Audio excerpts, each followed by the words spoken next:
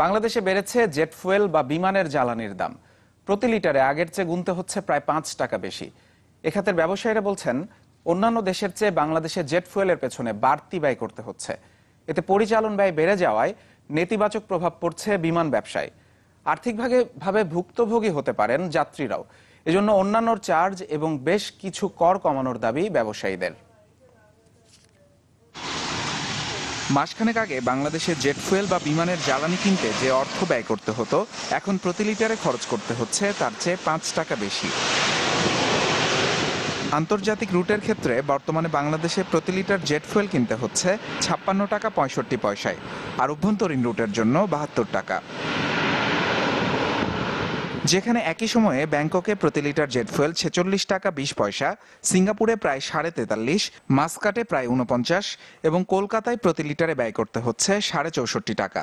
40 to 45% operational cost হচ্ছে jet fuel. সেই jet ফুয়েলের price যদি ফ্লাকচুয়েট করে, এটা পুরো বিজনেসের উপরে আসলে এটা প্রভাবটা পড়ে যায়। আর প্রভাব পড়া মানে যখন আপনার কোনো একটা প্রাইস যদি ইনক্রিজ হয়, সেটাকে একটাই শুধু সুযোগ আছে সেটাকে ওভারকাম করার জন্য, সেটা হচ্ছে ফেয়ারটাকে যদি আমি ইনক্রিজ করি।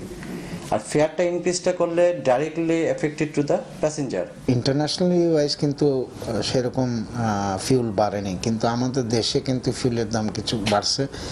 এই বাজেটের পর থেকে তারা মোস্ট প্রবাবলি দেশে যেসব ফিউলের উপরে যে ট্যাক্সেসগুলি বিপিসিকে করা হয়, সেটার থেকেই ফিউলের প্রাইস আমাদের এখানে বাড়ছে। একটা এয়ারলাইনের অলমোস্ট 65% ডিপেন্ড করে ফিউলের প্রাইসিংয়ের উপরে। তো সেই ক্ষেত্রে দেখা গেছে যে আগে ফিউলের প্রাইসিংয়ের জন্য বা বিভিন্নভাবে অনেক এয়ারলাইন্স বন্ধ হয়েছে আদার পলিসির জন্য। তাদের মতে দেশের বেসরকারি এয়ারলাইন্সগুলোকে টিকিয়ে রাখতে হলে সরকারকে অন্যান্য চার্জ কমানোর পাশাপাশি অন্তত আগামী কয়েক বছরের জন্য কর সমন্বয়ের উদ্যোগ নিতে হবে। অন দ্য আদার হ্যান্ড, যদি সেইটাকেই অন্যভাবে সাবসিডি দেয়, ধরেন 5 বছর 6 বছরের জন্য ল্যান্ডিং পার্কিং চার্জেস মকুফ করে দেয়, তারপরে আপনার আরও কিছু চার্জেস আছে, ট্যাক্সেস আছে, সেটা যদি মকুফ করে দেয়, তো আমি মনে করি যে আমাদের প্রাইভেট ক্যারিয়ার এবং ন্যাশনাল ক্যারিয়ার সবাই বেনিফিটেড হবে।